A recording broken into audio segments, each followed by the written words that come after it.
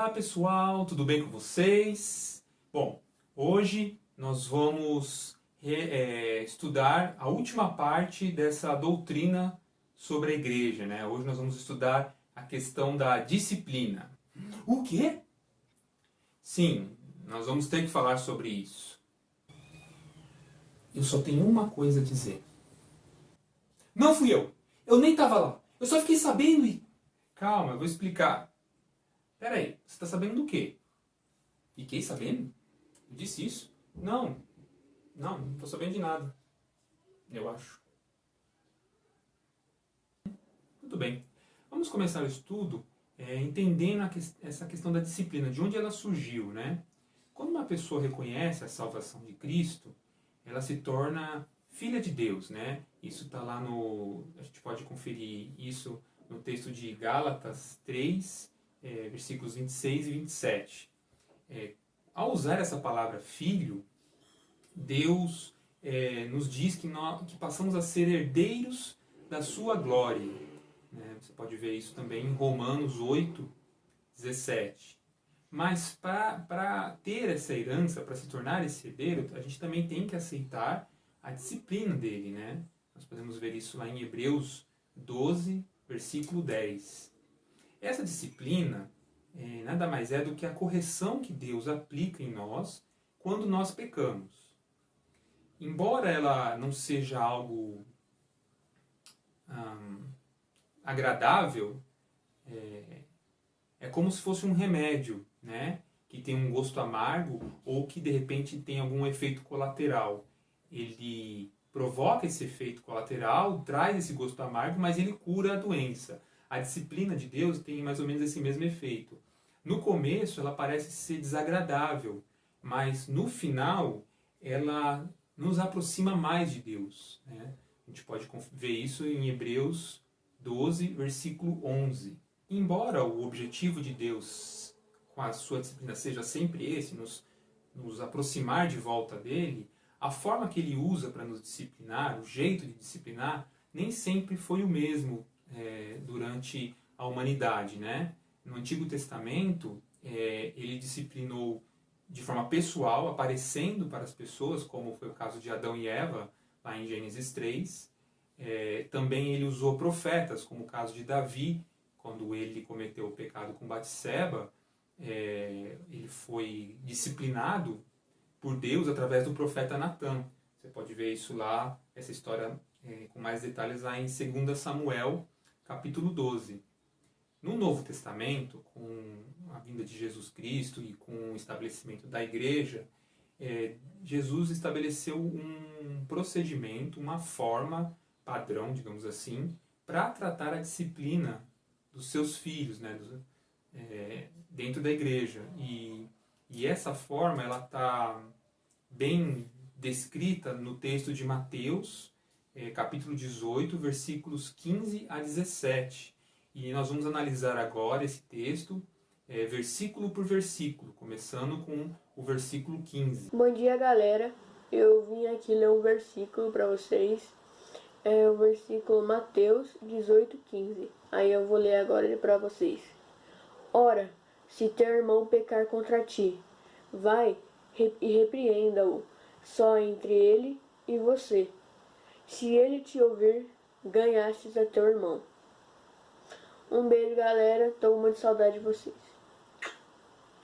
O primeiro ponto que eu quero destacar nesse versículo é a expressão contra ti. Nessa expressão, Jesus mostra que não se deve esperar o ofensor, a pessoa que cometeu o pecado, vir até a pessoa ofendida para resolver o problema.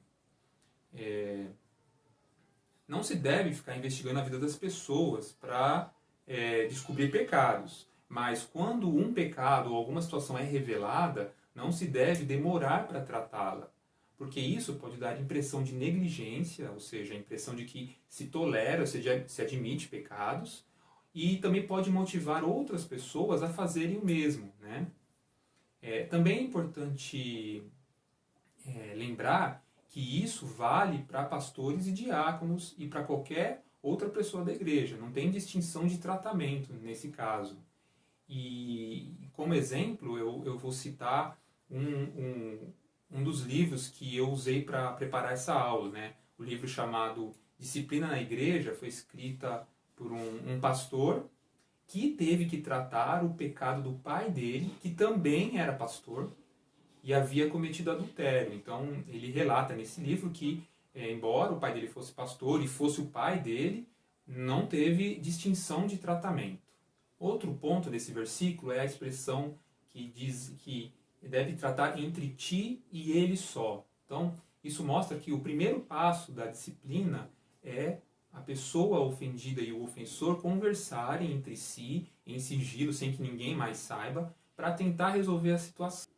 Daí, se a pessoa, o ofensor, ouvir o ofendido, né, que é o que aparece no versículo 15, se te ouvir, ou seja, se a pessoa se arrepender, né, e esse arrependimento significa que a pessoa ela demonstra que quer abandonar o pecado, que quer confessá-lo diante de todas as pessoas que foram afetadas por ele e quer restituir algum prejuízo caso exista, né? Então, se o irmão ouvir, ou seja, se arrepender, aí o versículo diz que você ganha o seu irmão, né?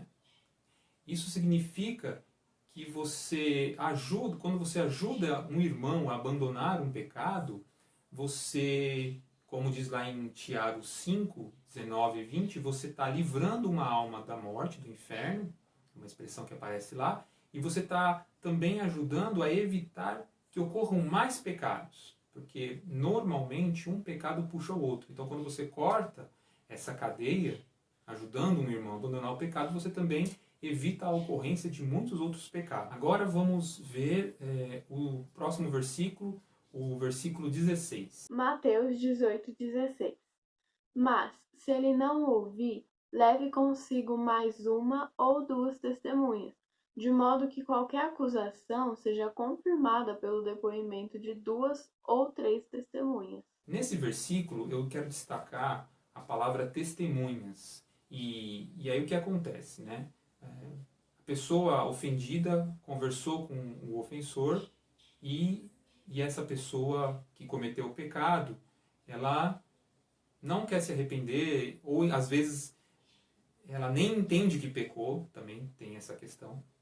Então, a Bíblia diz, esse texto aí, o versículo diz, que a pessoa ofendida tem que chamar pelo menos uma ou duas testemunhas, né?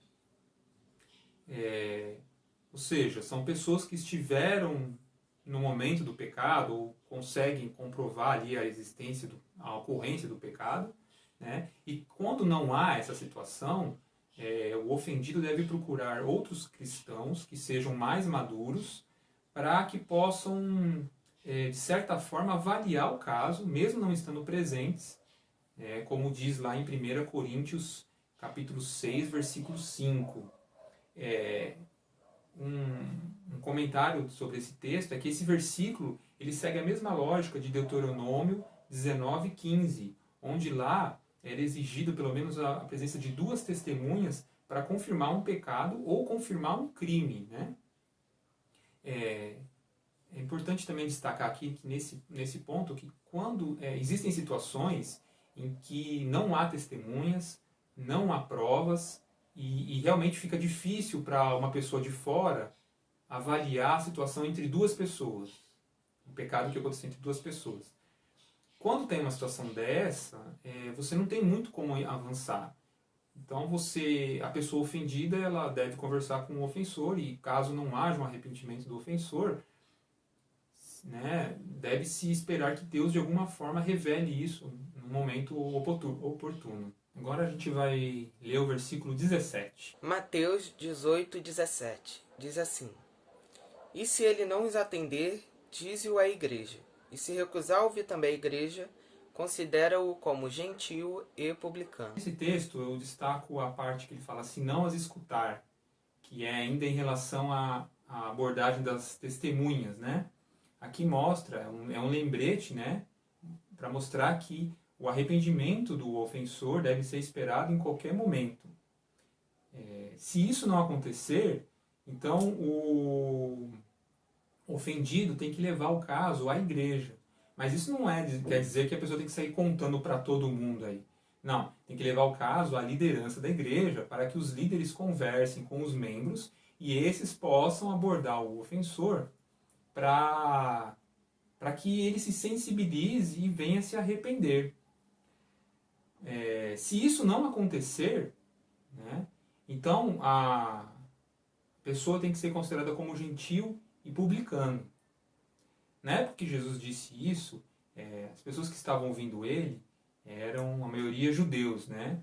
E para um judeu, um gentil é uma pessoa que não pertence à comunidade judaica, porque não faz parte do povo escolhido de Deus. E um publicano era uma pessoa vista como opressora, porque quando o publicano era responsável por cobrar os impostos dos judeus para Roma. E quando ele cobrava os impostos, ele extorquia o povo para ganhar um dinheiro a mais para ele. Então, para um judeu, uma pessoa gentia não era uma pessoa agradável e uma pessoa publicana muito menos. Agora imagina considerar os dois juntos, imagina um gentil e publicano. Então isso mostra esse sentimento de rejeição, de separação, deve ser aplicado para essa pessoa que insiste em cometer o pecado ou reconhece que não peca. Né? Ele de repente reconhece que aquilo que ele faz não é um pecado. Essa separação não consiste só em afastar essa pessoa de algum cargo ou função que ele exerce na igreja. Não consiste só nisso, mas também consiste em afastá-lo de qualquer atividade que possa ser vista como comunhão cristã. Qualquer participação dela em atividades da igreja tem que ser cancelada. Né? O objetivo, embora isso possa parecer radical, né?